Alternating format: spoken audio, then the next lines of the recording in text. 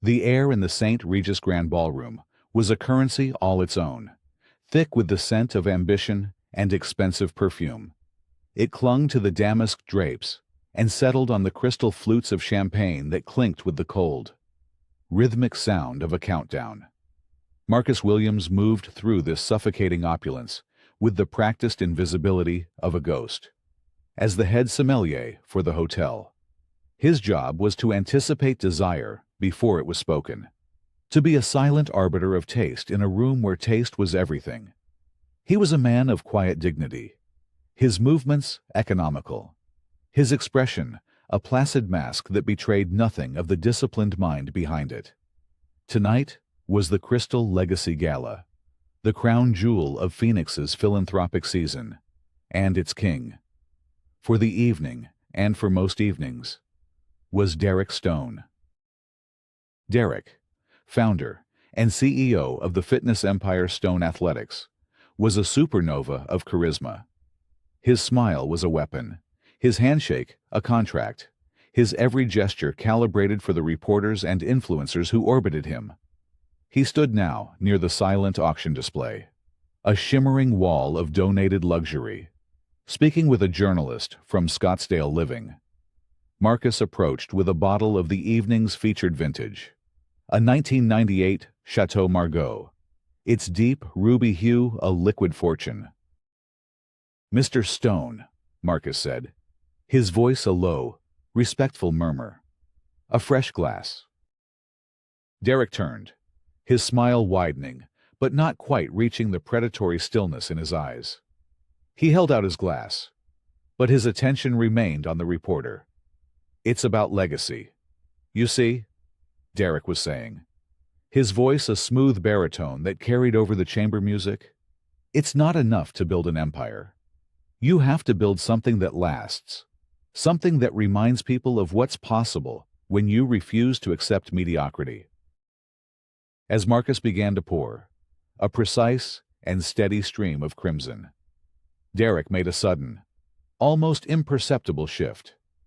His elbow jutted out, connecting with Marcus's wrist. The bottle tipped, and the priceless wine cascaded not onto the floor, but onto the pristine, white silk gown of Senator Vance's wife, Eleanor, who was standing beside him. The gasp from the small crowd was a collective intake of horrified breath. The dark stain spread across the fabric like a wound. For a frozen moment, the world stopped. Then Derek's voice, layered with a performance of magnanimous concern, cut through the silence. He placed a hand on Marcus's shoulder, a gesture that looked like comfort, but felt like a vice. "It's all right, everyone," he announced, his voice projecting to the surrounding tables. "Accidents happen when you're not used to this kind of environment." He looked directly at Marcus, his eyes conveying a message of absolute dominance. "Let's not make the poor man feel any worse than he already does." The words were a masterstroke of passive aggression, a public branding cloaked in politeness. He had not only framed Marcus, but had simultaneously cast him as an outsider, an incompetent child who had wandered into an adult's world.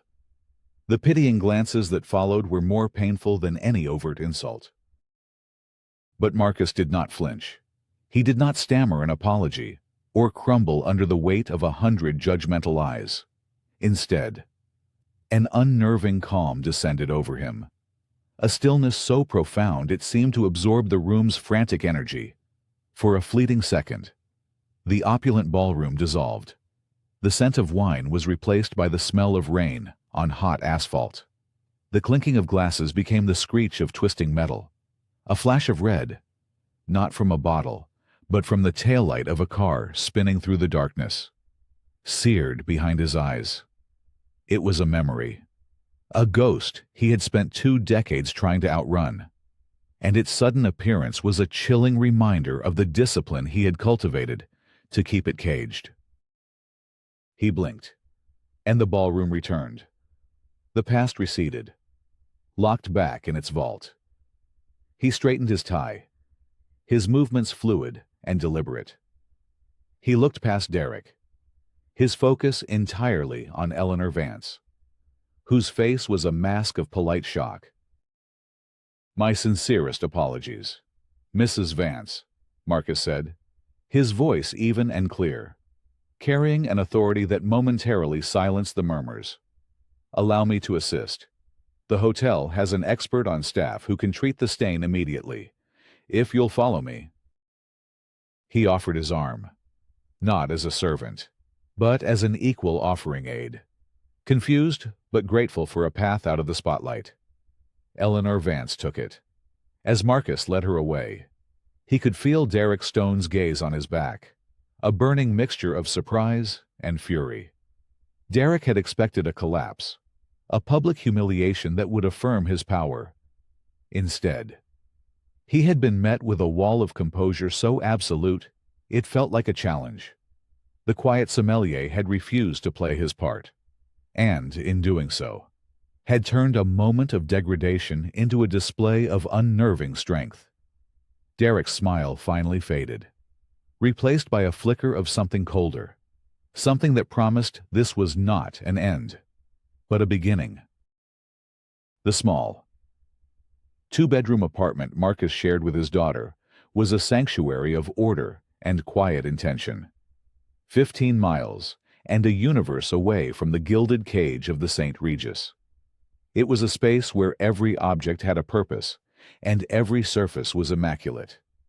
This meticulous control over his environment was the only way Marcus knew how to manage the chaos that churned silently within him. His life was a fortress built of routine, and its sole purpose was to protect its most precious occupant, his 17-year-old daughter, Maya. Maya was sitting at the small kitchen table, a halo of lamplight illuminating her focused expression as she worked on a college application essay. She had her mother's sharp intelligence and a perceptive gaze that often saw more than Marcus was willing to show. She looked up as he entered, her brow furrowed with the familiar worry she tried so hard to hide. "Tough night?" she asked, her pen hovering over the paper. Marcus loosened his bow tie, the last vestige of the uniform that separated his two worlds. "You could say that. An incident with a bottle of Margot and Senator Vance's wife."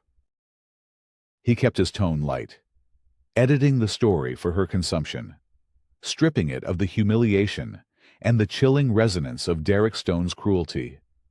He had never told Maya about the accident, about the life he had lived before her, about the ghost named Leo. He'd constructed a past for her that was simple and unremarkable, a blank canvas on which she could paint her own bright future, unburdened by his shadows. "Is your job okay?" she pressed, sensing the omission. "It will be fine," he lied, forcing a reassuring smile. "Just a clumsy moment." Later that night, long after Maya had gone to bed, Marcus sat in the darkness of his own room.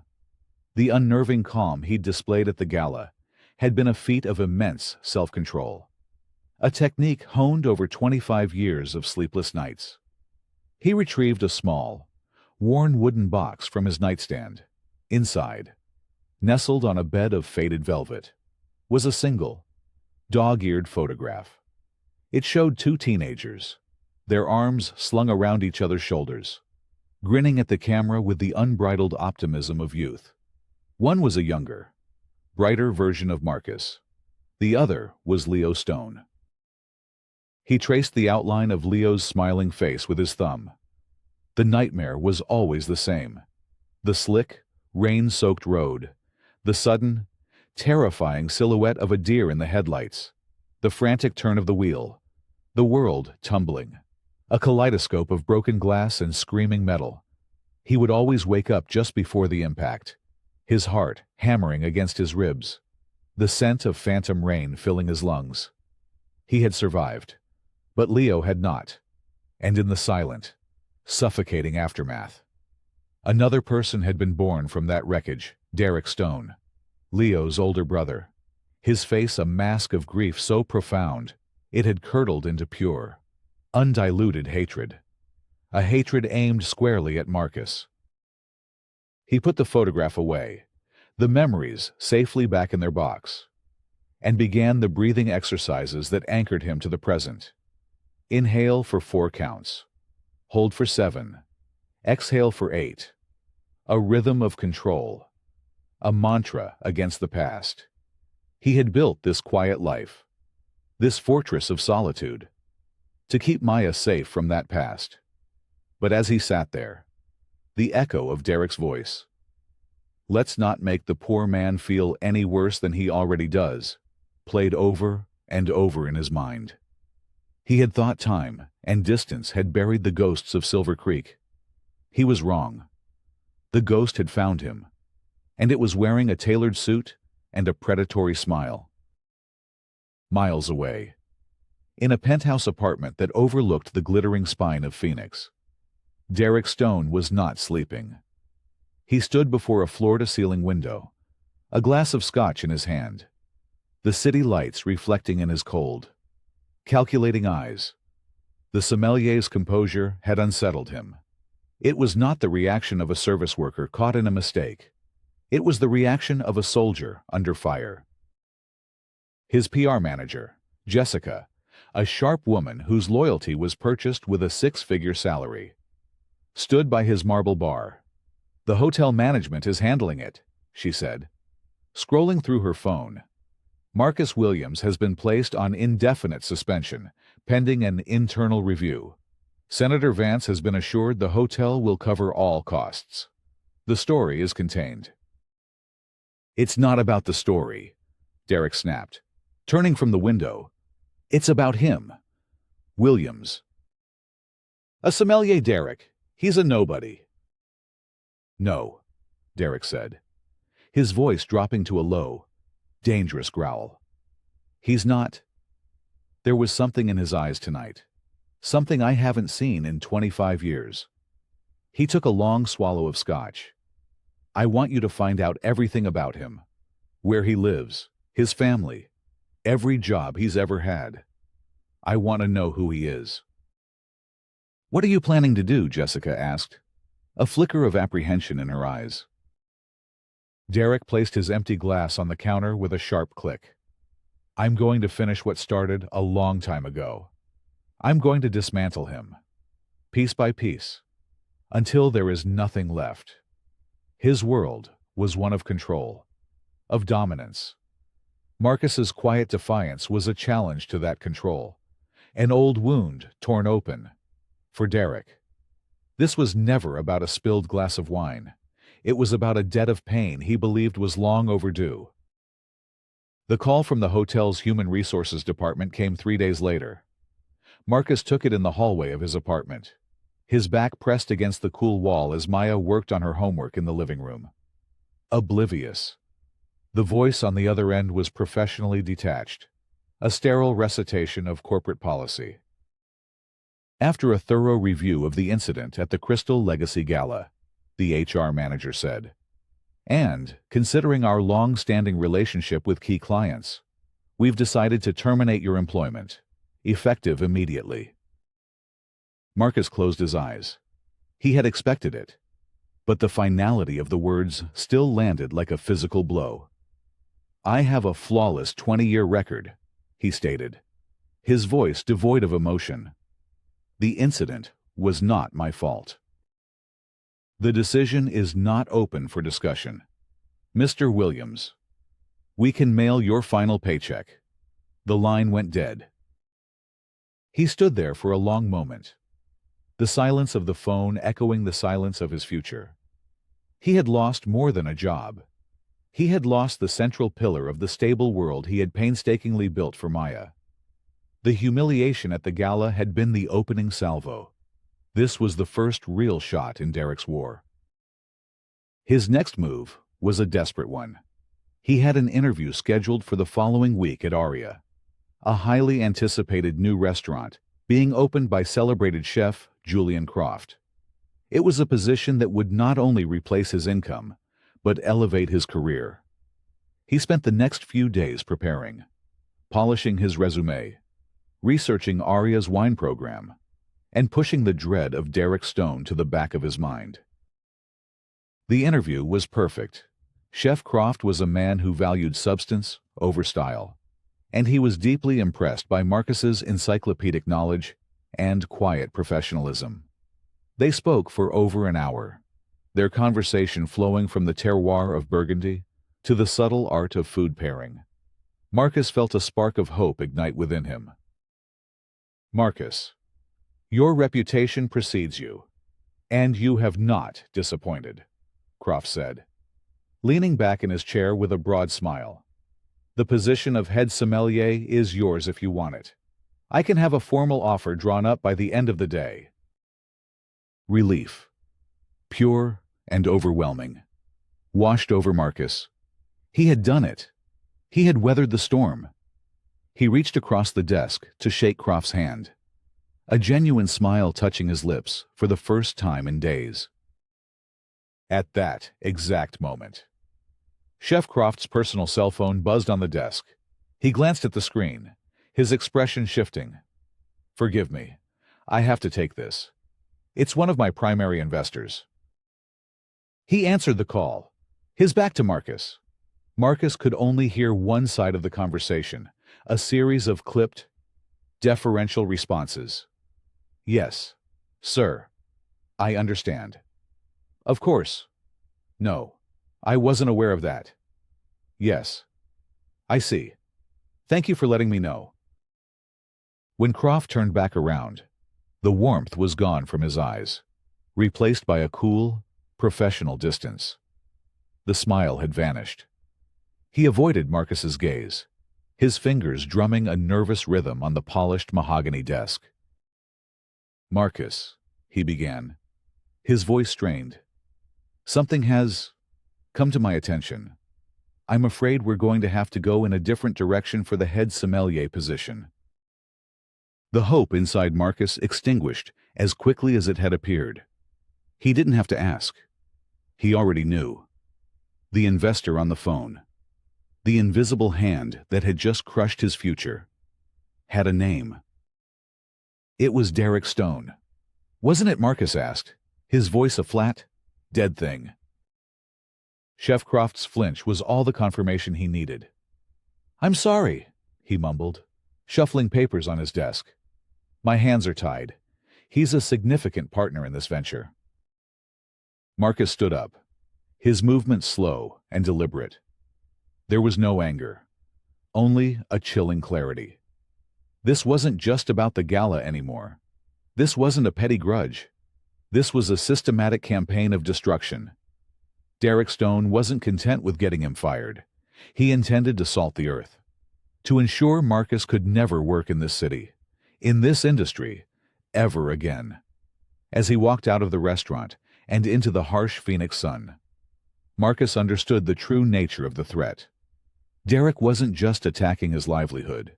He was coming for the fortress, for the quiet life, for the one thing Marcus would kill to protect Maya's future.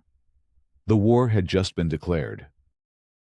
The law office of Miller and Finch was a temple of sterile tension. Polished wood reflected distorted faces, and the oppressive silence was broken only by the rustle of papers that held the fates of men like Marcus. He sat opposite a junior associate named David Chen, a young man whose crisp suit couldn't hide the exhaustion in his eyes. Marcus had just finished recounting the events of the past week, the public humiliation, the wrongful termination, and the torpedoed job offer at Aria. Chen listened patiently, taking notes on a yellow legal pad. When Marcus finished, the lawyer sighed, a sound of weary resignation. "Mr. Williams, I understand your position, and on a human level. It's deeply unjust, but on a legal level." He trailed off, tapping his pen on the desk. "Arizona is an at-will employment state," Chen continued, shifting into a well-rehearsed speech. "The St. Regis can terminate you for any reason, or no reason at all, as long as it's not for a legally protected one like race or religion.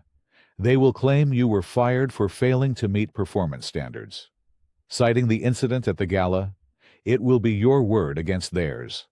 And they have a team of corporate lawyers. But Derek Stone orchestrated it. Marcus insisted. He then interfered with my offer at Aria. That's tortious interference. It is. Chen conceded. But can you prove it? Do you have an email? A text message? A recording of Derek telling Chef Croft's investor to rescind your offer without concrete evidence? It's hearsay. It becomes a he said battle against a man with a net worth of over $300 million. Derek Stone can afford to bury you in legal fees and delay tactics for years. Can you? The question hung in the air, heavy and unanswerable. Marcus thought of his meager savings, the account he had been building for Maya's college tuition. It wouldn't last a month against Derek's legal arsenal. He was being told, in the most polite and professional way possible, that, in the eyes of the law, he was powerless. The system wasn't designed to protect him. It was designed to protect men like Derek Stone. He left the office feeling the suffocating weight of his own insignificance. He had been dismissed, underestimated, his legitimate grievance brushed aside as an unfortunate but unavoidable reality of the world he inhabited. The justice system was just another exclusive club with a high price of admission, and he couldn't afford the cover charge. That evening, as he was mechanically preparing dinner, Maya came into the kitchen, holding a letter from the University of Arizona. Her face was pale. "Dad," she said, her voice trembling slightly. "The estimated cost of attendance for next year, it's over $30,000. She looked at him, her eyes wide with a question she was too afraid to ask. How are we going to do this now? In that moment, Marcus felt a cold dread, unlike anything he had experienced since the night of the accident. Derek wasn't just destroying his present. He was actively stealing Maya's future. The carefully constructed dam that held back 25 years of suppressed rage began to crack. His quiet, disciplined life of absorption and endurance was no longer a viable strategy. It was a suicide pact. A few days later, a slim envelope arrived in the mail. It had no return address. Inside was a single, unsigned note printed on plain paper. "I was at the gala. I saw what he did. If you want to fight back, meet me at Crescent Coffee tomorrow at 10 a.m. Come alone." Marcus stared at the note, a seed of suspicion blooming in his mind. It could be a trap, another one of Derek's games. But what choice did he have? He had been blocked at every turn, his conventional options exhausted, with nothing left to lose. He folded the note and put it in his pocket. The next morning, he would walk into that coffee shop, not knowing if he was meeting an ally or walking into an ambush. For the first time in a long time, the path of quiet submission was closed to him. The only way forward was through the fight he had so desperately tried to avoid. Crescent Coffee was a small, independent shop with the smell of roasted beans and burnt sugar baked into its walls. Marcus chose a small table in the back corner, a position that offered a clear view of the entrance. He ordered a black coffee he had no intention of drinking, his senses on high alert. At precisely 10 a.m., a woman walked in. She was in her late 30s, with sharp, intelligent eyes and an air of restless energy. She scanned the room, her gaze locking onto his. She carried a laptop bag slung over her shoulder and moved with the brisk confidence of someone who knew how to navigate the city's undercurrents. She slid into the chair opposite him, without an introduction. "Marcus Williams," she asked, though it wasn't really a question. "I'm Sarah Martinez." She pushed a business card across the table. It read, "Sarah Martinez, investigative journalist, the Phoenix Sentinel." "The Phoenix Sentinel," Marcus said, reading the card. "I've heard of it. Small online publication. You focus on corporate malfeasance. We focus on bullies, Sarah corrected him, her eyes intense. And Derek Stone is the biggest bully in this town. I was covering the gala for a piece on performative philanthropy. I saw the whole thing. The way he moved his elbow. The look in his eyes. It was intentional. I've been trying to build a case against him for a year. But his victims are always too scared to talk, bound by NDAs and the threat of his legal team. Why me? Marcus asked, still wary. Because you didn't break, Sarah said simply. He expected you to crumble, to become another one of his victims. You didn't. That makes you dangerous to him, and useful to me. A fragile alliance was forged over lukewarm coffee. Sarah had the investigative skills and the platform. However small, Marcus had the motivation and, as Sarah would soon discover, a past that was far more complex than she could imagine. They began to work in secret, meeting in quiet libraries and anonymous diners. Sarah taught Marcus the basics of digital forensics and open-source intelligence gathering. Marcus, with his methodical and disciplined mind, proved to be a natural. They started by digging into Stone athletics. Sarah had a source, a disgruntled former executive who had been forced out by Derek. Through this source, they obtained internal documents detailing predatory contract clauses, unsafe training practices that had led to injuries covered up with cash settlements, and a toxic work environment that had churned through employees. A pattern of ruthless behavior emerged, a portrait of a man who saw people as assets to be exploited or obstacles to be removed. As they dug deeper, Derek seemed to sense their activity. He escalated his campaign against Marcus. Subtle, negative articles began appearing on obscure blogs, painting Marcus as an unstable and disgruntled former employee with a history of conflict. His photo from the hotel's employee database was leaked. He started receiving anonymous, harassing phone calls at all hours of the night. Derek was using his vast resources to isolate Marcus further, to paint him as a pariah before he could even begin to fight back. One evening, while cross-referencing a list of Derek's former business partners, Sarah stumbled upon a small, defunct LLC that Derek had dissolved years ago. Its registered address wasn't in Phoenix, but in a small, forgotten town in northern Arizona called Silver Creek. Silver Creek, Sarah said, her fingers flying across the keyboard. Why would a guy like Stone have ties to a place like that? She pulled up old public records, digital archives of the local newspaper. A few minutes later, she froze. Marcus, she said, her voice suddenly tense. You need to see this. She turned her laptop screen towards him.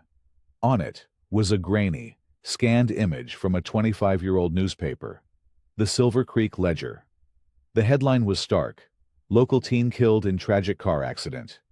The article detailed a single vehicle crash on a rain-slicked country road. The name of the deceased passenger was Leo Stone.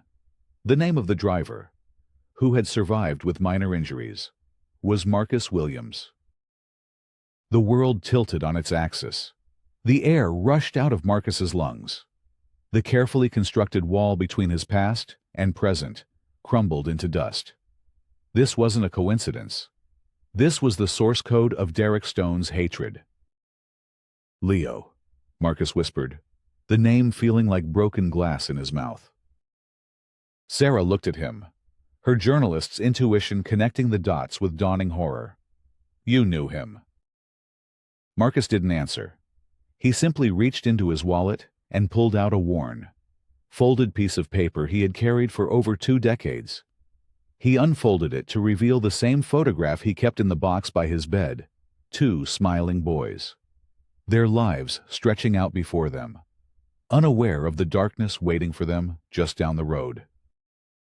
He was my best friend, Marcus said, his voice hollow. The fight was no longer about a job, or a reputation, or even Maya's future. It was about the defining trauma of his life. The ghost of Silver Creek had not just found him. It had been hunting him all along. The revelation transformed everything. The weight of the past. A burden Marcus had carried in silence for 25 years. Now settled over their investigation with chilling clarity. Derek Stone's persecution wasn't the random cruelty of a powerful man. It was the meticulous, long-festering revenge of a grieving brother. Every public humiliation, every whispered threat, every door slammed in Marcus's face was a twisted tribute to the memory of Leo. Marcus finally told Sarah the whole story, the words tumbling out as if a dam had broken. He spoke of his friendship with Leo, a bond forged in the shared boredom and dreams of small-town life. He recounted the night of the accident in fractured, painful detail: the sudden storm, the slick asphalt, the blinding headlights of an oncoming truck that had forced him to swerve. He described the sickening crunch of metal and the deafening silence that followed. A silence broken only by the sound of the rain and his own ragged breathing. Leo had died instantly. Derek was never the same after that, Marcus said, his gaze fixed on some distant point in the past. At the funeral, he looked at me, and his eyes. It was like all the light in him had gone out. He said I had taken his brother from him, and that he would make me pay for it, no matter how long it took. Marcus had dismissed it as the lashing out of a grief-stricken teenager. He had left Silver Creek a month later, hoping to outrun the memory, to start a new life. He never imagined that Derek's vow was a promise he intended to keep. This new knowledge imbued their investigation with a grim purpose. They weren't just exposing a corrupt businessman anymore. They were uncovering the origin story of a vendetta. But as they closed in on a comprehensive file of Derek's abuses, affidavits from former employees, financial records detailing hush money payments, Derek made a devastating preemptive strike. He must have known they were getting close to the truth of their shared past. Perhaps he had a source in Silver Creek. Or perhaps he simply felt the net tightening around him. He decided to seize control of the narrative, to weaponize his grief before Marcus could use it as a defense. Derek granted an exclusive, primetime interview to a national news network.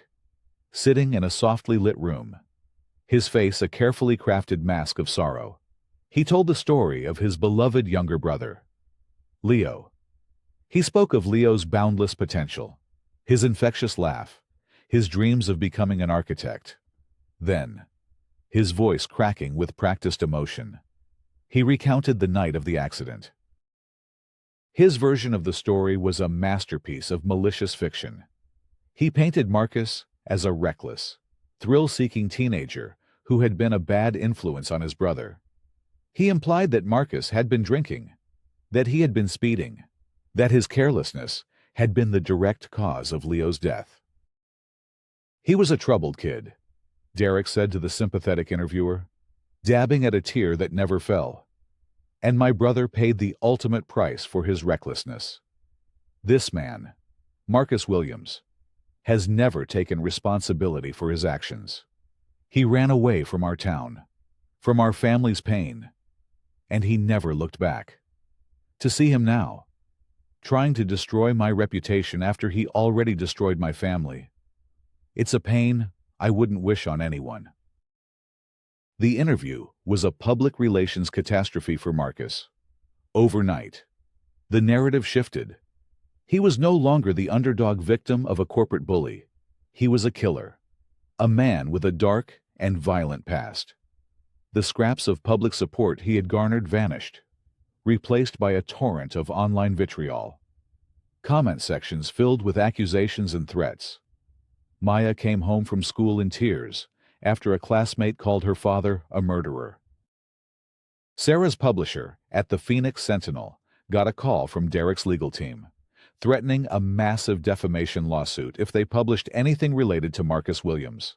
The publisher, fearing financial ruin, put an immediate hold on their story.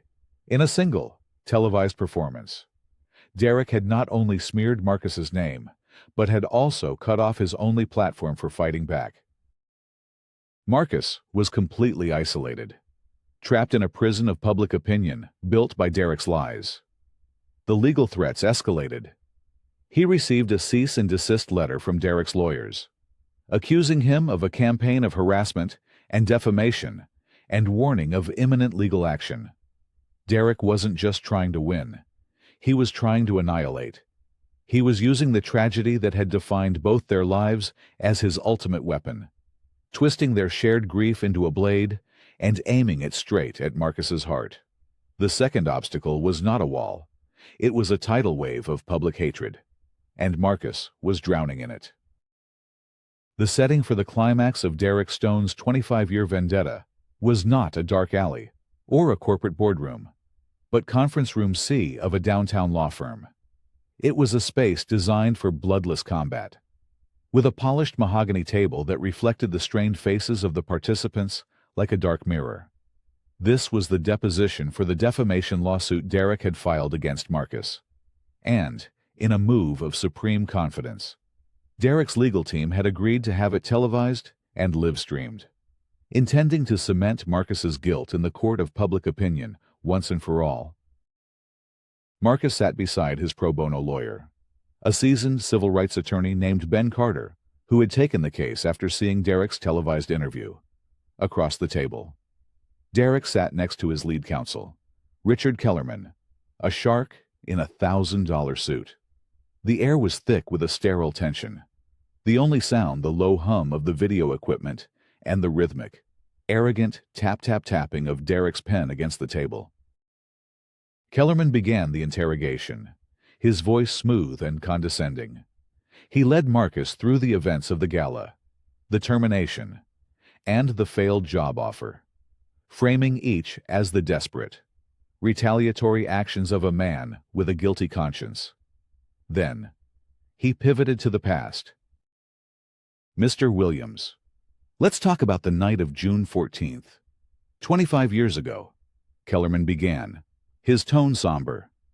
The night my client's brother, Leo Stone, lost his life while in a car that you were driving. For the next hour, they vivisected Marcus's worst memory. Kellerman twisted every detail, portraying Marcus as a reckless teenager and Leo as his innocent victim. Derek played his part to perfection, his expression a mask of profound, dignified sorrow. He was winning. The live stream's comment feed, visible on a monitor in the corner, was a waterfall of sympathy for Derek and condemnation for Marcus. When it was Carter's turn, he began to systematically dismantle Derek's narrative of corporate success and personal integrity. He presented the evidence Sarah had helped them gather, the affidavits from harassed employees, the financial records of hush money payments, the pattern of abuse and intimidation. Mr. Stone, Carter said, his voice calm but firm, is this not a pattern of behavior for you? To identify a person you perceive as a threat and then use your wealth and influence to systematically destroy them. Derek scoffed. I see this for what it is. A desperate attempt to change the subject from the fact that this man is responsible for my brother's death. It was the moment Derek had been waiting for. He launched into an emotional, prepared monologue, his voice thick with emotion, his eyes fixed on the camera. For 25 years, I have lived with the ghost of my brother. I have built my entire life, my company, on the principles of discipline and responsibility he never got the chance to learn. And I have watched as the man who took him from me has floated through life without a shred of remorse. This isn't about a job or a spilled glass of wine. This is about justice for Leo. The performance was masterful. It seemed unassailable. Just as Kellerman was about to conclude the deposition, a paralegal entered the room and handed Ben Carter a tablet.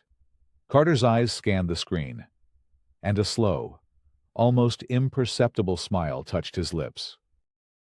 I have one final piece of evidence I would like to introduce, Carter announced. his voice cutting through the hushed room. "It is the original, unredacted police report from the accident in Silver Creek, which a source just acquired for us through a Freedom of Information Act request." Kellerman objected. But the deposition moderator, a retired judge, allowed it.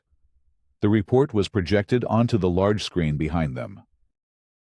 "As you can see," Carter said, pointing to a highlighted section, "the initial report filed by the responding officer, a Deputy Miller, contains a witness statement that was, for some reason, omitted from the official summary that was publicly released."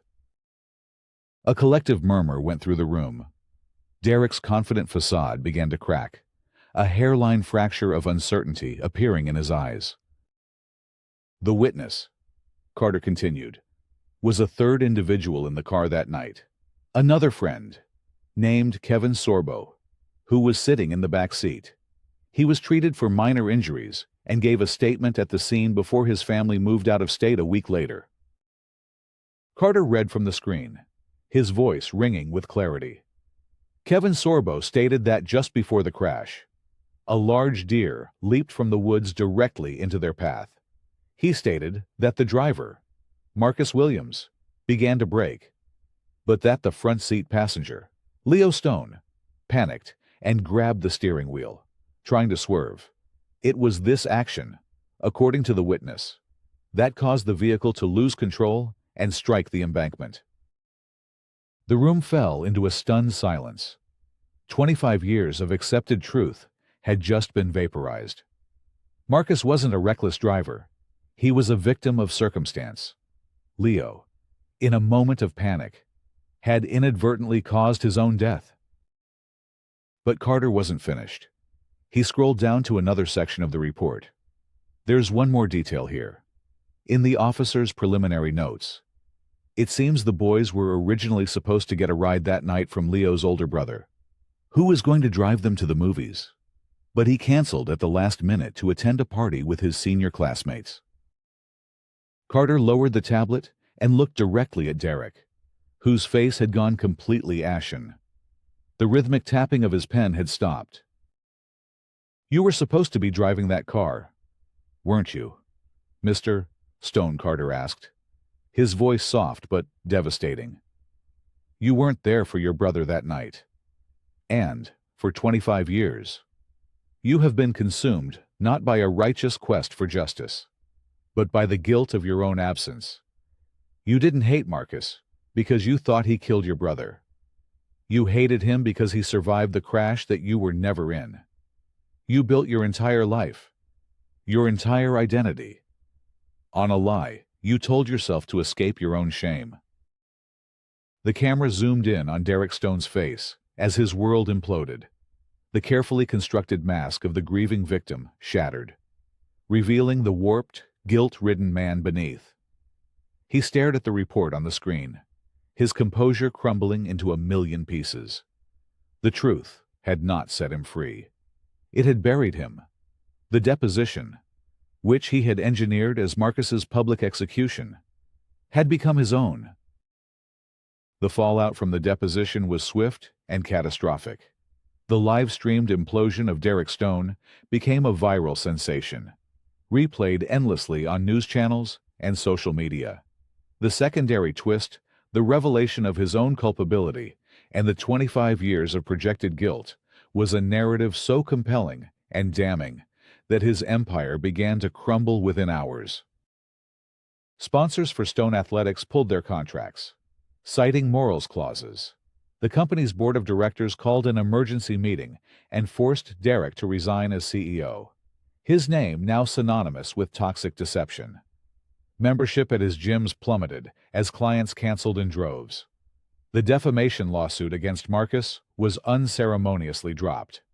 And, in its place, Marcus's lawyer, Ben Carter, filed a countersuit for malicious prosecution, slander, and intentional infliction of emotional distress, faced with a mountain of irrefutable evidence and public disgrace.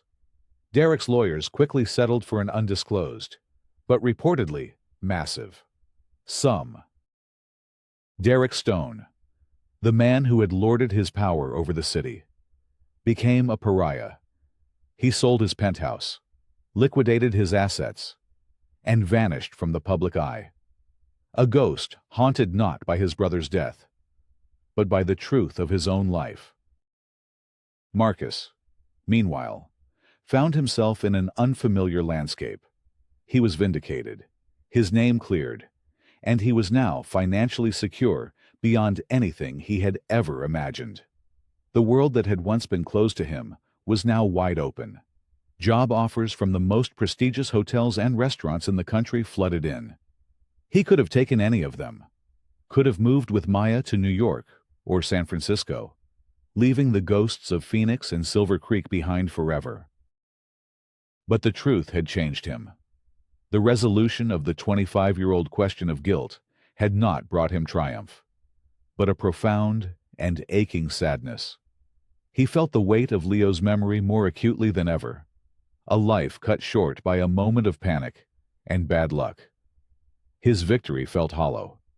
The destruction of Derek Stone, a tragedy in its own right. Revenge, he realized, was a shallow and unsatisfying meal. One cool autumn afternoon, he drove the 2 hours north to Silver Creek. It was the first time he had been back since he was a teenager. The town was smaller than he remembered, frozen in time.